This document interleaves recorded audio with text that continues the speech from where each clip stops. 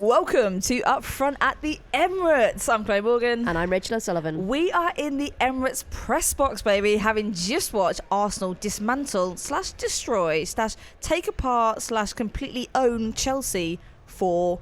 Yep. No, I know that's not a typo. That's 4-1. We're going to discuss what happened, what Arsenal got so right, and what Chelsea got so bloody wrong, and what it all means for this juicy little title race. Rachel, it feels like a real honour and privilege to actually be sat beside you on game day in the press box at the Emirates after a WSL record-breaking crowd, just over 59,000 people packed into the stadium to see their team destroy Chelsea 4-1 for only the third time at the Emirates ever. Are you okay? Because that was a really nice intro to me. This really is a long week for you, and you just talked about what a privilege it is to be sat next to me. I do have it in me. I'm so glad that it's been recorded. Yes, what a game that was. I was hoping for an exciting game. It was. I didn't think it would be quite so perhaps one-sided. I have to say that it did absolutely chuck it down for a good proportion. I mean, you were out in it. I was match. under this lovely little roof. My feet are very wet. Everywhere is pretty damp. My gear, everything. But it made for some very, very nice shots. And 3 of Arsenal's goals are down my end as well. So I'm going to take that, Chloe. I'm going to make it personal and about me. That's very rare. But no, I did. I enjoyed the match. I wasn't expecting it. I wasn't expecting such a dominant performance from Arsenal. Let's be real, they've looked a little shaky in defence at times, but we know they've got the firepower.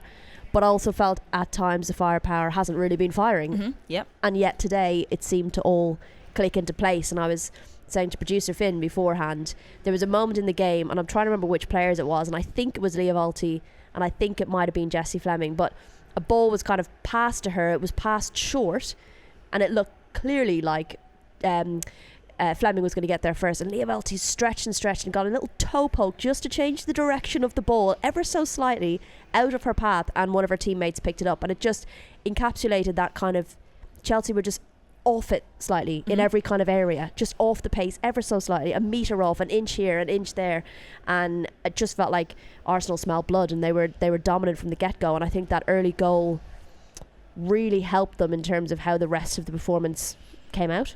Yeah, I think I've got to agree with you. I think from the 7th minute, obviously that goal going in, who else? Beth Mead. I mean, the crowd went absolutely berserk. The atmosphere in here just completely kicked off. There were flames at the start, and it felt like there were flames the minute that goal went in. But I think, let me just talk you through the kind of the beauty, the kind of it was wonderful beforehand. So it was like the ball was going from Ford to Kim Little to Palova, and then it was a layoff to Beth Mead, and you think she's going to strike it first time, and all the Chelsea defenders, the keeper, are going in one direction, completely sells them a dream, cuts it inside, and then scores. And it was probably one of the most beautiful things I've ever seen.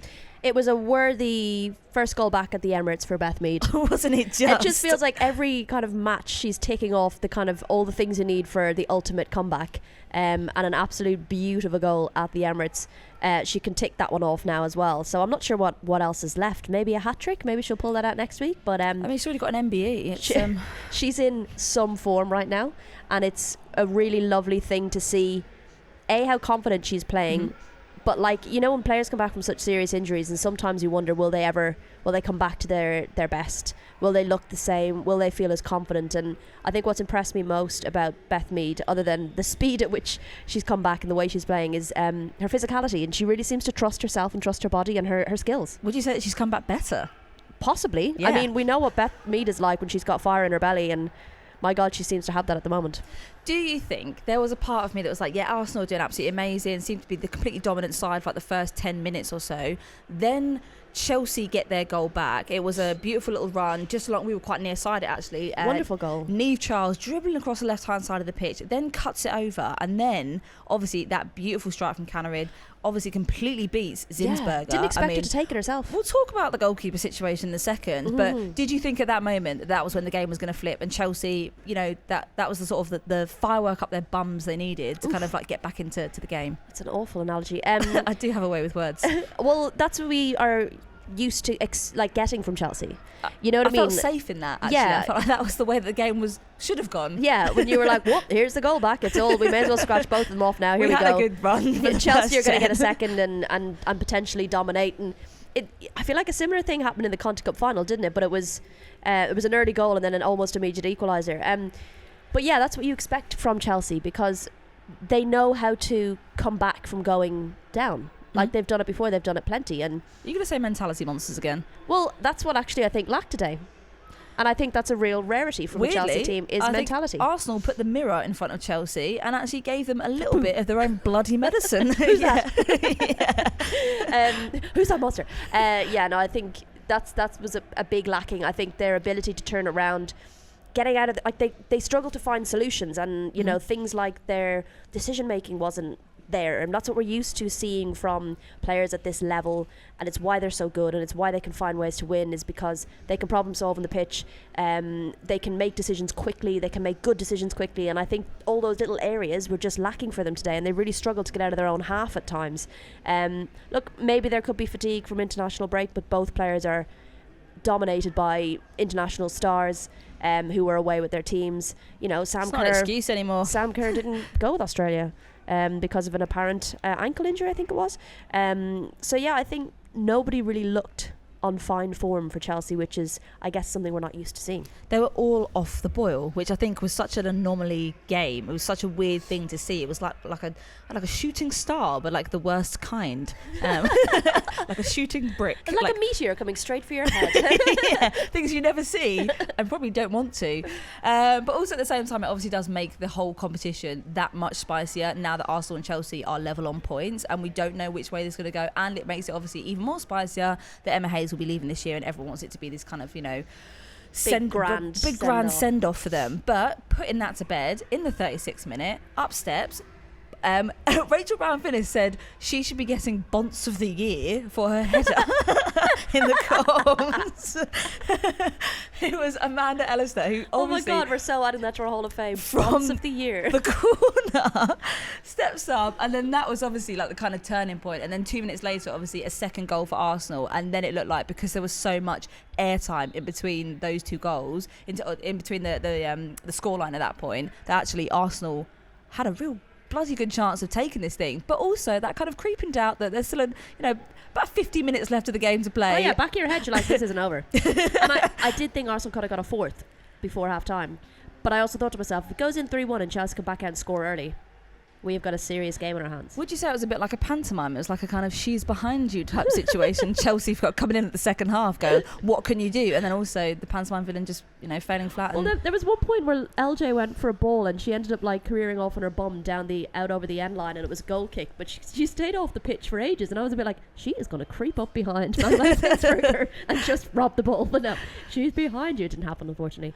Well, let's move on slightly. We briefly touched on the fact there was a couple of goalkeeping errors in this game. So I think the first one, obviously the big one, Zinsberger didn't cover her near post for the Canneridge strike. That wasn't good enough for me. And I think, but also the Arsenal defence, I think, were absolutely shocking. I think they had about 3 or 4 bodies behind the ball. No one was even marking Sam Kerr, who was offside when that strike was taken. But you only think it takes her to get back onside very, very quickly, within milliseconds, and then to like just toe poke that one into the back of the net. I thought that was not good enough. What are your thoughts as a goalkeeper yourself in another sport? But I agree. I thought that was poor goalkeeping, but I did think Zinsberger looked pretty decent this game. I thought she played pretty well after that. She made a great save after she was pretty commanding Arsenal in the air goal. and she made some good saves. So I have to give her that. Look, she's going to get confidence from seeing her own team dominating a team like Chelsea, and she gave off a brilliant celebration after Alessia Russo's penalty. You can see how much it means to her. So I think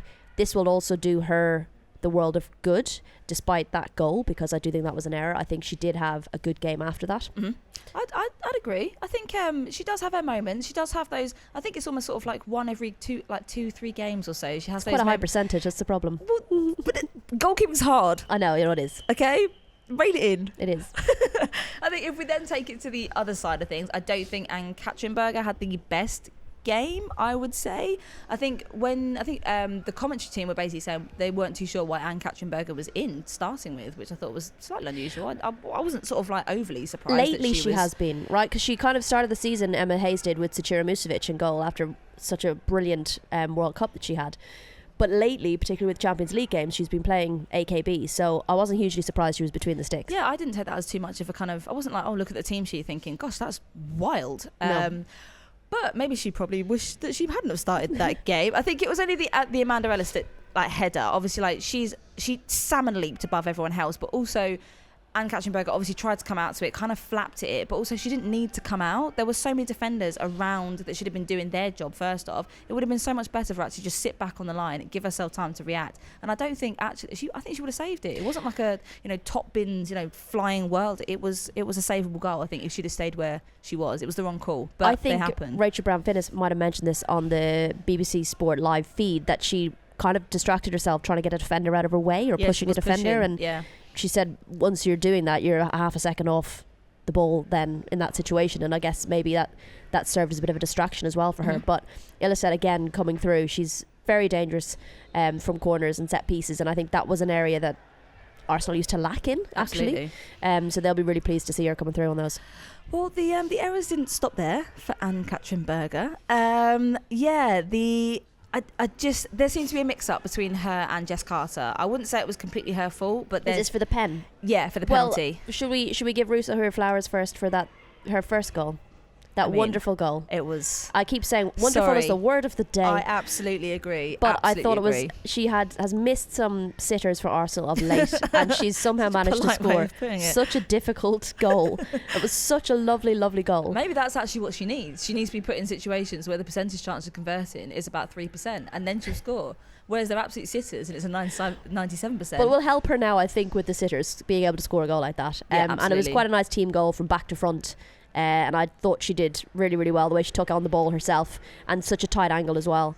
And she was absolutely delighted. Celebrated in front of me as well. Once again, thank you so much, Alessia. I really appreciate it. Although it did kind of wind me up slightly that she kept being called Alicia. Nice.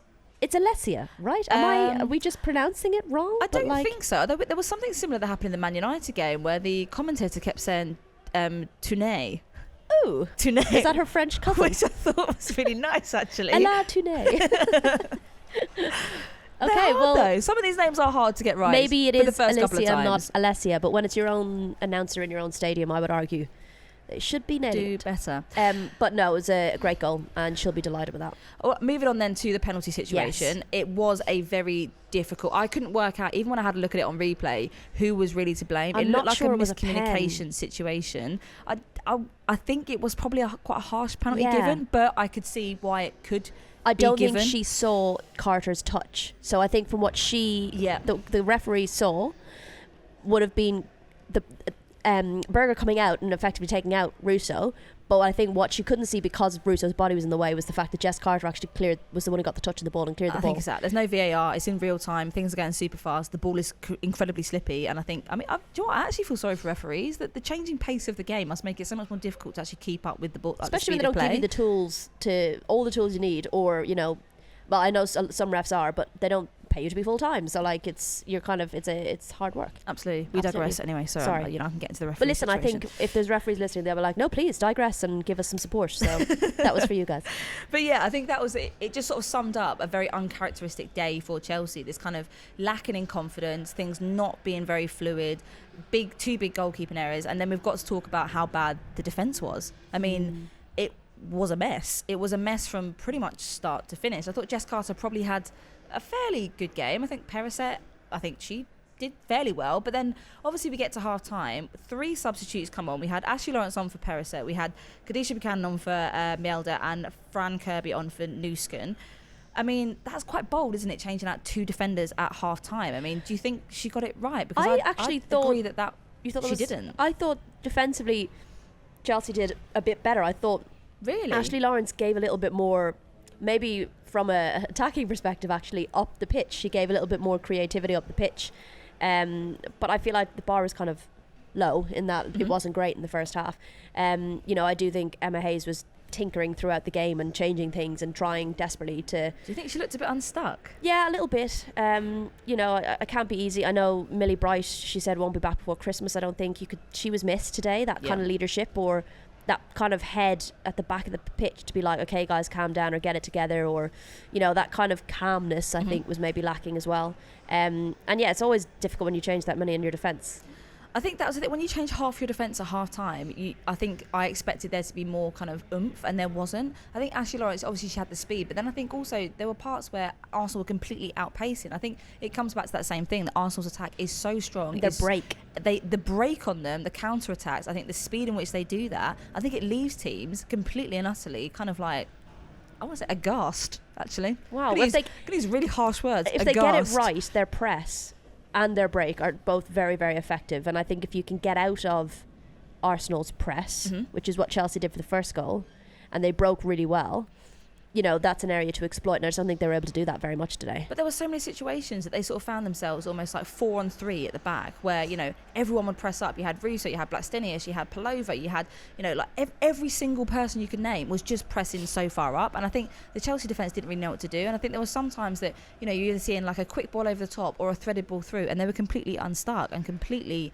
unsupported. And I found that so bizarre to watch, to see that was happening to a side like Chelsea. One positive for Chelsea. Go on. There's Gura got to be some Wrighton coming lining. back. Yes. Really great to see her. Wasn't expecting to see her. Made a difference when she came on. Yeah. Chelsea really tried to use their left side when she came on, and I thought, she did get the ball a lot. She did manage to whip it in a good few times. So it was great to see her back. That will give them a real boost. I think Niamh Charles has been having a good season. So the two of them linking up together could be quite effective. And their left side has always been quite dangerous. So that will be a positive for them, is having her back. Well, let's talk about the other controversial point to this game. There have been absolutely many for Chelsea, but at the same time, we can't avoid the fact that Lauren James had another silly action today. It was very deja vu of the World Cup incident that got her the red card, that had her banned for the 2 games.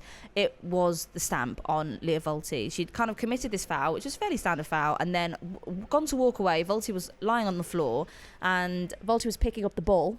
Was it yeah, so the ball bounced between them, and Volti had bent down to pick up the ball. That's it. She had the ball in her hands, and LJ just carried on through with her foot and stamped on her foot. And I just, initially when I looked at it, I thought, oh, she was going to get her foot on the ball. But then I saw it from a different angle and thought, Leah Volti quite clearly has that ball in her hands. There is so much time for her to not do that. So it definitely looked like there was intent in the way that she... Well, there was no pullback either. No. When you go and tread on someone's foot and you're like, oh gosh, sorry, and you recoil back. There was none of that. It was a very deliberate tread, and then it was keeping her foot down as well. And then obviously Leah Volti ended up on the floor. I mean, do you think it should have been a red? I think she's lucky. What was going through her mind? I think she's lucky that she didn't come away with a red. It was frustrating to see as well, and I think it's something we've seen a little bit with LJ when games aren't going her team's way, whether it's England or Chelsea. Her mentality, she can kind of lose the head a little bit and get a little bit, I don't know, understandably frustrated, but I think that's an area of the game that I'm sure, all players need to work on. We've seen it with young players before. It's an area of the game they need to improve and get used to, and you need to be, and she's probably not always regularly in that situation to be then getting used to it. So there's an element of she needs to be in that situation where they're in frustrating moments and it's on her, or there's expectation on her to help pull them out of it. And I think that's an area of the game she needs to work on is her head. And I think it happens. It's a derby. You've got a whole load of fans here, cheering on the opposite team. You can understand the frustration, but it just can't boil over like that. It's dangerous. Well, I think even that we sort of, hark back to the fact that, she's not in these highly pressurised situations a lot, but she has been in them enough to know, and she should have learnt the mistakes from the World Cup. And that's also, the biggest frustration. There are so many young players on the pitch who are of a similar age to her and who have gone through frustrating moments and don't have things like that. I think the fact that it's now become a second incident of that, and now it's going to get probably quite a lot of attention, it makes me feel like she's going to lose favour. Someone whose trajectory this year and the goals that she's been scoring recently should be sending off into stardom. It feels like it could very well take a very bad dip, because I think it only takes the media to turn against you, to say, well, you clearly can't control yourself, you're getting it wrong in these moments, you're lashing out, you're being quite aggressive, and it's violent conduct. What's frustrating is that when those moments happen sometimes with players and they lash out, they almost immediately will be like, oh, what have I done? Shit. Yeah. And they'll show some kind of like remorse in some degree. Not always, but sometimes. And that's not something you generally see either. I think that's lacking as well, where you might see red, but actually it's a frustration, kind of elongated frustration through the match, if you know what I mean, rather than like a flash of red. But yeah, it is frustrating. It is something that like club and country, whoever the player is, if that situation's happening, it's something they need to get a handle on. They need to address and not like just pretend it didn't happen, because 100%. then it will keep happening. So it's an important area to address, just like someone who's, I don't know, struggling to put a cross in or struggling with throw-ins. Like, it's an area you're going to address and try and improve, right? So this is an area that Chelsea definitely need to look at. Well, I think Emma Hayes in the sort of press conference wasn't really giving too many comments on it. Perhaps she's not seen it, or she was sort of suggesting that maybe she's not seen it. Didn't see it. She hooked her off almost immediately afterwards. Well, she did come off in the 75th minute, which wasn't too far after. But at the same time, I suppose I get that Emma Hayes probably wants to just put a hand around, like put a shoulder around her, an arm around her, and just say, and probably take her into the change room and try and, you know, go through what was going through her head and try and kind of address it with her personally before they do, probably, because they're going to be asked about it in all the press conferences going forward this week. So I think it's going to be one of those situations where it was probably the best thing for her to do for the players' welfare, to kind of make it in-house and not to comment on it, because I think that probably would have played in her mind even more so. Getting back to some positives, okay? Now we've got 13 games left of the season. We're kind of almost reaching that halfway point. It just feels like we're in this really lovely situation where we've really got this kind of battle on our hands. Chelsea will want to go out, you know, all guns blazing, you know, get this result for Emma Hayes and her last year with Chelsea. But at the same time, I'm really excited because I predicted that Arsenal were going to win the title this year. Oh, you just love being right, don't you? I don't think there's anything more I love doing than being right, if I'm honest. And now Man City are only pretty much one game gap between them and the top of the table. It only takes, you know, either one of the top two to obviously drop points. What do you think? Where are your predictions now, Rach? Do you feel like they've changed? Do you feel like actually it's still on par? I'll probably stick to what I said before, but... Are you sure? I'm giving you a second chance. No, I know, but like, I don't mind being wrong about this, because if I'm wrong, then it means we have like... I'm bearing what basically I said. I thought Chelsea would win it this season. Yep. But like, I don't mind being wrong, because if I'm wrong, then it's a good thing for football and for the league, because it's quite exciting that someone new has won it. That's such a lovely way to spin being wrong. Yeah, nice. It is. How about you? There's nothing I love more. No, I'm joking. I hate being wrong. But no, you're right. I think it is really exciting. This is, you know, people were looking at Chelsea, and I'd be one of them, going, I don't know where they're going to drop points. Like, yes, these games against your Man Cities, your Uniteds, your Arsenals are going to be tough, but they're the mentality monsters. They've shown they've got what it takes to win, and I guess they've shown today that they're human, and, you know, that this league is really bloody exciting, and it's a good thing. I'm excited about it. You know, Arsenal now have to come out and do another London derby next week at the Tottenham Hotspur Stadium. Another early kick-off as well. Mate. Been there, done it. It's exciting. I don't mind if I'm wrong about it, but I still think at the end of the day, like you said, 13 games left, equal points.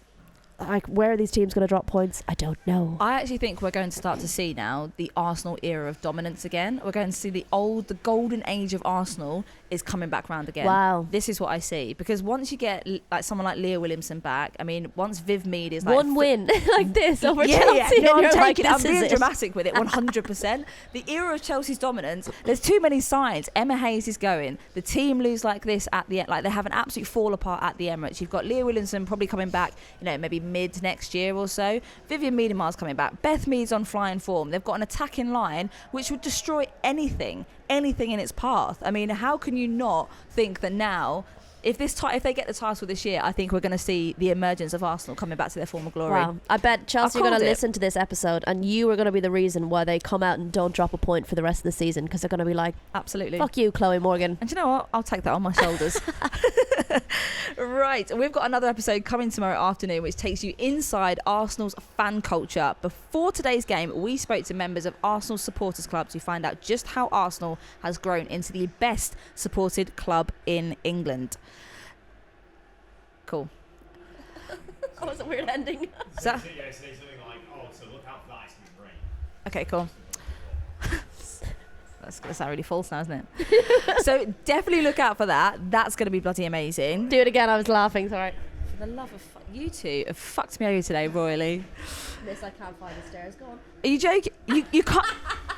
Don't rise to it. Don't rise to it. Don't fucking rise to it. I am super looking forward to that. Rach, I kind of want to know where you're going to be this weekend, mate. I mean, Today's Sunday, Chloe. I'm Yeah, gonna yeah, but we have go to look home. ahead. Hopefully, no. I've got to go. Spurs United this evening, and then looking ahead, I've got Champions League. yeah, I'm lovely. going to go to Lisbon Nice little midweeker. to see Benfica, and then Chelsea at Stamford Bridge, and then Spurs Arsenal on the Saturday, and then I don't know where the hell I am on the Sunday. Aston Villa maybe. Oh, nice. I think I might do Spurs Arsenal actually. Yeah? And then I'm flying Go away on. to Copenhagen. Oh, do you know who stop with? it. The girlfriend. Oh.